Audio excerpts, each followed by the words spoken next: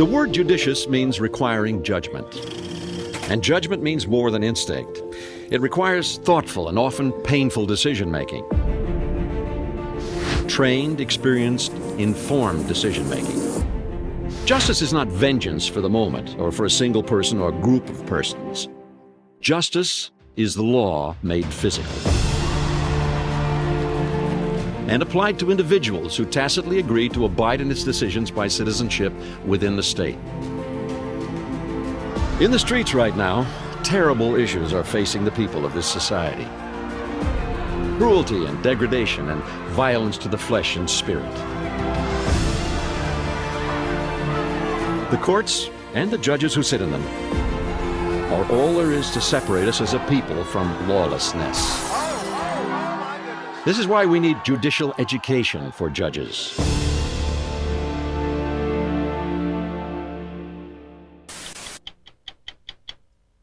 Imagine for a moment that you are a lawyer in a small or medium-sized American city, and you're good enough to have just been appointed to the bench. I, John Burdett. Now you're a judge with a whole new set of things to learn. Now what do? You pack up and go to Reno. Yes, Reno. That's where you can go to school and get a crash course in how to be a judge. Overruled.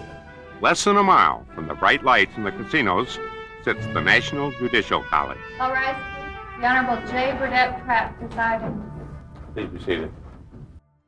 A group of judges and lawyers, headed by Supreme Court Justice Tom Clark, decided there ought to be a better way to train judges. They created the college.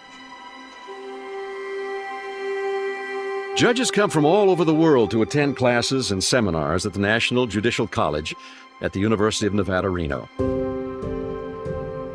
Since its beginning in 1964, the National Judicial College has been interested in only one thing, and that's providing better justice. And we think that the way that that can be done is by having better trained judges. I went out to Reno to the Judicial College and took the 4-week general jurisdiction course, and it was just such a wonderful experience. At that time, there were very few women on the bench. I was the second woman in Indiana to sit on a trial bench. The college sits on a high ridge on the campus of the University of Nevada, Reno, encircled by the Sierras, a rich tapestry against which to study. What is the judge? What qualities do we believe the judges should demonstrate? What skills come with the expectations of the job? Judging is a profession. There is the commitment by the judge to justice. We have a code of judicial conduct, and there are standards and principles of continuing judicial education. Where else could a group of appellate judges studying writing style have as a guest lecturer a United States Supreme Court justice and take part in a discussion of each word in the opening sentence of a landmark decision that the justice himself authored? Judicial independence depends on having skilled, dedicated, and principled judges. At this time of deep political and cultural divisions, there's never been a time when it was more important to have an independent and impartial judiciary led by exemplary judges. Keep fighting the good fight. If judges don't speak up for their own independence, nobody else is going to. Imagine that you, as an individual or as a corporation, should find yourself in court before a judge. Think for a moment about the judge, the man or woman who will decide your case on its merits. What kind of a person do you want there?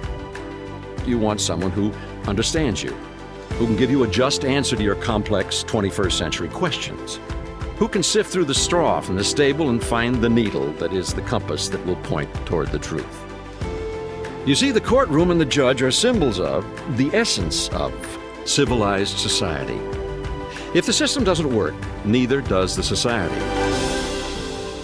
No judge who's elected or appointed to judicial office aspires to be average.